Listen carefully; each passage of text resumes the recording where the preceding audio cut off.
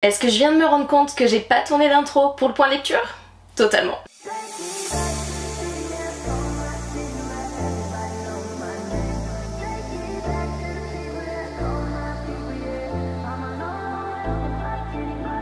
Hey, coucou tout le monde, bienvenue dans cette nouvelle vidéo, bienvenue dans ce nouveau point lecture, le point lecture du mois d'août. J'espère que ce format de vidéo vous plaît maintenant que c'est plus trop redondant quand je me posais en une seule fois pour vous faire mon point lecture mais que je vous prenne au fur et à mesure. Quoique, vous allez voir dans le prochain rush, j'ai oublié de vous prendre en caméra alors que j'ai fini 4 livres. Oui, bref, je vous laisse avec la suite de la vidéo. On est le 22 août et j'ai terminé 4 livres. J'avoue que ce mois-ci, je n'ai pas réussi à prendre la caméra pour vous donner mon avis lecture au fur et à mesure. Ça fait au moins 15 jours que j'ai pas pu prendre la caméra, vraiment trop de fatigue, trop d'accumulation de boulot, de choses à penser et tout, mais je vais vous parler de 4 livres d'un seul coup. Le premier, il s'agit de Murder Between Friends de Liz Lunson, publié chez Hachette. C'est un petit thriller policier, dans le sens où on va suivre Grace qui a trahi son copain et sa meilleure amie il y a 2 ans en dénonçant le frère de son petit copain, du coup Henry. Ce frère qui se prénomme Jack aurait tué sa professeure, donc aurait commis un meurtre, sauf que 2 ans plus tard, Jack sort de prison parce qu'il y a eu corruption au sein du procès, et du coup il sort, il est libéré, et là Grace doute. Elle doute de ce qu'elle a vu, elle doute de ce qu'elle a déclaré à la police pour faire emprisonner Jack, elle doute que Jack soit coupable, elle le pense innocent, et en gros, Henry est l'ancienne meilleure amie de Grace, Ali, ça fait 2 ans qu'ils cherchent des preuves pour innocenter Jack, et là Grace va les aider, va tout faire pour prouver que finalement Jack n'a rien fait. C'est un petit peu un thriller dans le sens où il y a des scènes un petit peu genre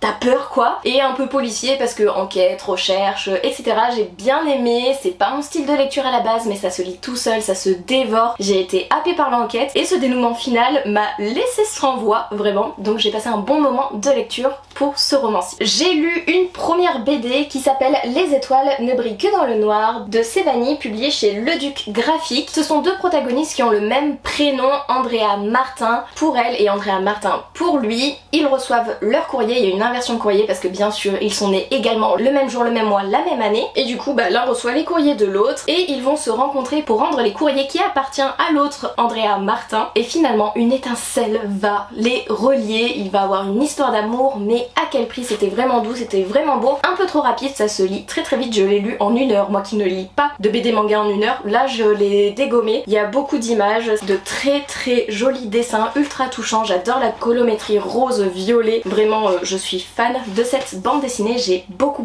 aimé. Je vous la recommande, mais allez l'emprunter plutôt en librairie ou faites du troc avec vos amis parce qu'elle coûte quand même 19,90. Autre BD qui m'intriguait depuis un bon moment mais que j'avais pas envie d'acheter parce que elle était quand même assez chère, là j'ai pas le prix, il me semble qu'elle est à 16 €. Il s'agit de Zaza Bizarre de Nadia Naclé et c'est publié chez Delcourt. Ici on va suivre une petite fille qui est 10, donc dysorthographique, dyslexique, dyspraxis, j'arrive pas à le dire celui-là, étant moi dysorthographique c'est chaud des fois, et du coup on va la suivre, on va voir qu'elle est harcelée, qu'elle a du mal à du coup s'exprimer, qu'elle n'ose plus s'exprimer à cause du harcèlement, qu'elle est jugée, critiquée, mais qu'elle a envie de se battre et elle va voir une orthophoniste qui va l'aider dans sa pathologie des 10 et j'ai vraiment adoré, c'était vraiment touchant, j'adore la colométrie, les illustrations. Elle s'invente un univers où il n'y a pas de jugement, il n'y a pas de critique, où elle se sent à l'aise, en sécurité. Vraiment c'était beau, c'était doux et en même temps c'était dur. J'ai bien aimé cette lecture que j'ai dévorée pareil en attendant la réparation de ma voiture en 1 heure. On va être à peu près à jour avec cette dernière lecture que j'ai terminée hier, donc le 21 août. Il s'agit de Heir of Thorn de Laurine Hamilton Murray, publié chez Milan. J'ai adoré, c'est pas un coup de cœur mais c'est une très bonne lecture, j'ai mis 17/20 sur Livre Addict. Vraiment c'était waouh, tout ce que j'aime, des complots, des manigances, de la royauté, des sélections, de l'amour, de la trahison. Dans cet univers il y a 4 royaumes plus un 5e qui dirige ces 4 royaumes et un espèce de royaume à part avec des gens qui n'ont pas de magie. Les 4 royaumes qui entourent celui du centre, j'espère que vous comprenez ce que je veux dire. En gros il y a le royaume du feu, le royaume de la terre, le royaume du vent et le royaume de la pluie. Et au milieu c'est les yeux, ils appellent ça, qui ont le pouvoir de la lumière en plus des 4 pouvoirs terre, feu, vent et eau. Et du coup on a Blaze qui naît dans une des familles qui ont le pouvoir du feu, mais il s'avère qu'elle a les pouvoirs de l'eau. Cela n'est pas possible, dès qu'il y a une naissance, normalement ils héritent des pouvoirs de la famille. Donc ici elle aurait dû avoir les pouvoirs du feu, mais non, elle naît avec les pouvoirs de l'eau et déclenche une tempête qui va raser une bonne partie de son peuple, de son pays, des peuples voisins. La tempête qu'elle crée à la naissance inconsciemment, elle ne sait pas maîtriser ses dons, elle vient de naître mais elle crée une tempête. Ça va entraîner des décès, des destructions matérielles, des destructions physiques sur certaines personnes qui vont avoir des handicaps par la suite. À son 17e anniversaire, il va avoir la sélection qui va être déclarée par la lune, par les dieux, puisque leurs pouvoirs viennent des dieux. Et tous les 25 ans en moyenne, les dieux relancent la sélection et elle fait partie des 4 Aquatories sélectionnées pour participer à la sélection et devenir reine, reprendre le flambeau d'un pays qu'elle n'a jamais vu, dont qu'elle ne pratique pas, parce que depuis la mort de sa mère ils sont enfouis en elle, elle ne pratique pas du tout ses pouvoirs de l'eau. Elle va devoir se battre contre 3 personnes qui vont pas forcément en démordre. Elle va être victime de harcèlement, d'abus, comment dire, c'est pas très gay. Elle va essayer de se défendre mais elle va se sentir en même temps pas à sa place, elle va pas être légitime selon elle. Vraiment j'ai adoré tous ces complots, ces manigances, tout le dénouement de l'histoire et à la fin j'étais en mode pardon, ok. Et sinon faut attendre la suite combien de temps là? Le tome 2 il sort quand? Vraiment. Bref, j'espère que vous avez compris mon résumé. En tout cas moi j'ai adoré beaucoup d'éléments, c'est tout ce que j'aime. Pour moi c'est de la romantasy concrètement. C'était vraiment chouette. Découvrez, foncez le lire et moi j'ai hâte d'avoir l'annonce du tome 2 et de lire le tome 2. D'ailleurs je sais plus combien de tomes il va y avoir mais un petit tome de là c'est nécessaire hein. Ce point lecture est totalement décousu, c'est horrible. Au début du mois, j'ai oublié de vous parler de 2 livres, un que j'ai écouté en audio et un que j'ai abandonné. Au début du mois, en audio, j'ai terminé Rentrer son ventre et sourire. Il est écrit par Laurence Baudouin-Masse et c'est publié chez La Sagnole. C'est un livre québécois qu'on a lu dans le cadre du coup du book club. Je crois c'était Jamais sans m'abouer ou quelque chose comme ça la thématique. Tout ce qui était un peu complexe, rapport à son corps, etc. Et c'est celui-ci qui a été sélectionné, je l'ai écouté en audio, je ne voulais pas me le procurer, je l'avoue. En audio, il est passé plus ou moins. Au début, j'ai eu assez de mal. En plus, celle qui lit le livre en audio est une québécoise, donc il y a l'accent, donc j'ai pas mal rigolé. Quand j'étais plus jeune, je jouais avec des québécois, donc j'avais pas mal de références, de petites blagues et tout, je comprenais tout sans forcément aller chercher, c'était vachement chouette ça. Mais on va suivre une protagoniste qui, quand elle était au collège, lycée, se faisait harceler à cause de ses rondeurs, de sa corpulence. Et finalement elle va devenir influenceuse lifestyle et aussi body positif. Elle va être gérée par une agence d'influence et elle va pas forcément contrôler son image, pas forcément contrôler ses posts, elle va pas se sentir légitime au bout d'un moment et elle va même devoir faire du contenu avec son ex-meilleure amie qui a été une de ses harceleuses à l'époque. Et voilà, c'est tout ce qui tourne autour de l'influence et pas vraiment autour du corps. Je trouve que l'élément déclencheur qui fait qu'elle se rend compte qu'elle est dans une démarche toxique pour elle-même était un petit peu trop rapide à mon goût. En fait elle sort avec un garçon qui est populaire, qui est musicien et tout, et elle va rencontrer un autre garçon et elle va se dire non c'est pas normal, mais de façon rapide et sans approfondir les choses. Je sais pas si vous voyez ce que je veux dire, mais en tout cas j'ai pas trouvé ce livre foufou. Il est passé en audio, c'est une chose faite, c'est une découverte que j'aurais pas forcément découvert moi-même, même si passé un temps, grâce à Audrey le souffle des mots, il m'a intrigué à un moment donné, je l'avais oublié, et du coup voilà, avis assez mitigé. On va aussi parler un petit peu plus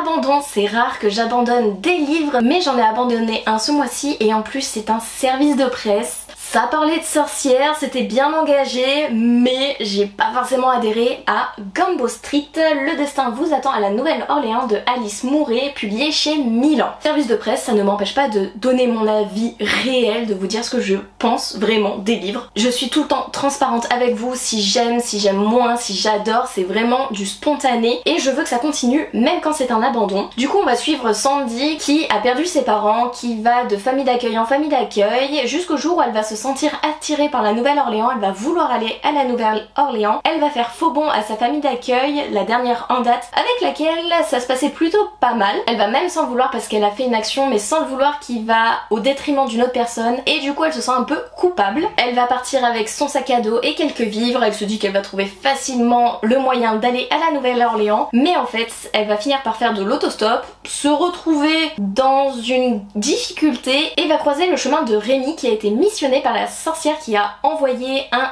sortilège à Sandy pour l'attirer à la Nouvelle-Orléans. Sandy et Rémi vont faire la route ensemble jusqu'à la Nouvelle-Orléans, arriver dans une ville, plutôt dans une rue même, qui s'appelle Gumbo Street et qui est régie par une sorcière. Mais elle sait pas ce qu'elle fout là, Sandy, et nous non plus on sait pas ce qu'elle fout là. Elle va aider Rémi à voler, elle va cambrioler, elle va avoir beaucoup de moyens qu'elle va redonner à un orphelinat, elle va participer à la vie d'un orphelinat, mais on sait pas pourquoi elle a été attirée à la Nouvelle-Orléans. Enfin si, la nièce de la sorcière qui dirige Gumbo Street, une vraie petite peste, a besoin d'elle, mais on sait pas pourquoi. Et c'est long, et c'est long, et c'est long. Du coup voilà, je l'ai abandonné, trop de longueur, trop long avant d'arriver à avoir une réponse concrète. Je sais même pas si on a une réponse concrète vu que j'ai pas terminé le livre, j'ai lu 50% du livre quand même. J'en suis rendue à la moitié. J'ai pas lâché dans un premier temps, mais ça faisait 3 semaines que je le lisais et je me suis dit au bout d'un moment, non, stop. Et du coup, j'ai fait stop. J'ai terminé Nos Destins Infinis de Laura Steven, publié chez la Collection R et je l'ai écouté en audio sur Spotify et c'est le deuxième quand même Collection R dans les derniers parus où je suis quand même assez mitigée. On va suivre Evelyn et Arden qui sont liés entre eux, ce sont des âmes sœurs, dès qu'ils meurent l'autre meurt, ils ne vivent pas plus que l'âge de 18 ans, on ne sait pas pourquoi. Ils ont ce besoin de s'entretuer, arriver à la majorité et à chaque fois ils renaissent et ils se retrouvent dans la vie suivante, etc. On a un parallèle entre la vie du coup d'Evelyn et d'Arden qui ont un autre nom en 2022 au Pays de Galles où Evelyn a une petite sœur qui est malade et elle va devoir subir une greffe et Evelyn est donneuse pour sa sœur parce que c'est la seule qui a les cellules souches qu'il faut. Sauf que son 18e anniversaire approche, sa petite sœur est malade donc elle peut pas avoir la greffe tout de suite. Donc Evelyn a peur de mourir à 18 ans et de ne pas pouvoir sauver sa petite sœur alors qu'elle l'adore, qu'elle vit pour elle, qu'elle donne tout pour elle et pour sa mère également. Et Arden va la retrouver et va plus ou moins l'épargner dans un premier temps. Et en parallèle on a des chapitres où on revient dans le temps. Là vous voyez par exemple je tombe en 1986, plus loin je suis en 1472 etc. En fait on revient vraiment en arrière jusqu'à l'explication du pourquoi ils s'entretuent et j'étais assez surprise mais j'ai pas eu tant d'accroche que ça au personnage. J'ai passé un bon moment de lecture mais sans plus quoi et ça me fait mal au cœur de dire ça sur des collections R alors que normalement j'adore. C'est tous des très bonnes lectures voire des coups de cœur. Les collections R c'était rare avant quand j'avais des moyens voire déçus comme le magasin n'ouvre que les jours de pluie. Donc à voir, je vais retourner dans les anciens collections R prochainement donc on verra ce que ça va donner. Je vais notamment découvrir les 100, j'ai trop hâte. Aujourd'hui je viens de terminer J'aime pas Noël ni les enfoirés sexy. Là le titre a changé, c'est J'aime pas Noël ni les voleurs de taxi de Anita Riggins, publié chez Addictive dans la collection J'ai lu. Une romance très cliché, très prévisible avec Lia qui a perdu sa meilleure amie il y a 3 ans, qui déteste Noël, qui fait Noël toute seule, sauf que sa grande sœur arrive à la convaincre de passer les fêtes de Noël avec eux et du coup Lia va rencontrer dans un taxi Dylan qui a voulu lui voler son taxi. Une romance va se créer entre les deux, il va avoir des tensions, des petites taquineries, ils vont se chercher, ça va être hot à certains moments. Voilà, le cliché de la romance, tout est prévisible plus ou moins, la fin un peu moins. J'avoue que j'avais besoin de ce type de lecture actuellement, de romance sans prise de tête, cliché, mais rigolote. Vraiment j'ai beaucoup rigolé, les pics qu'il se lance, il la surnomme Clover parce qu'elle est blonde et qu'elle est un peu faux folle comme Clover dans les Total Spice. Vraiment j'ai adoré cette lecture, très bonne lecture, pas un coup de cœur mais vraiment je vous recommande si vous avez besoin d'une lecture douce, sans prise de tête, cliché à souhait. On se retrouve les cheveux mouillés en sortant de la douche avec la salopette t-shirt noir que j'adore, je sais pas, je valide depuis que je l'ai acheté. Bref, c'est pas le sujet. Je viens pour clôturer ce point point lecture du mois d'août. Je pensais lire un livre de plus mais on est déjà le 30 août et je pense pas avoir le temps de terminer un livre aujourd'hui ni demain, donc je préfère clôturer. Au pire ça sera dans le point lecture du mois de septembre. J'espère que cette vidéo vous a plu, merci d'avoir regardé, n'hésitez pas à me dire s'il y a certains titres qui vous intéressent, du coup que je vous ai donné envie de les découvrir, que vous les avez ajoutés à votre wishlist. N'hésitez pas à me dire si vous êtes d'accord ou pas avec les avis que j'ai donnés, n'hésitez pas à me dire quelle est votre meilleure lecture du mois d'août. Et sur ce je vous laisse, je vous fais des bisous et je vous dis à une prochaine vidéo. Bye.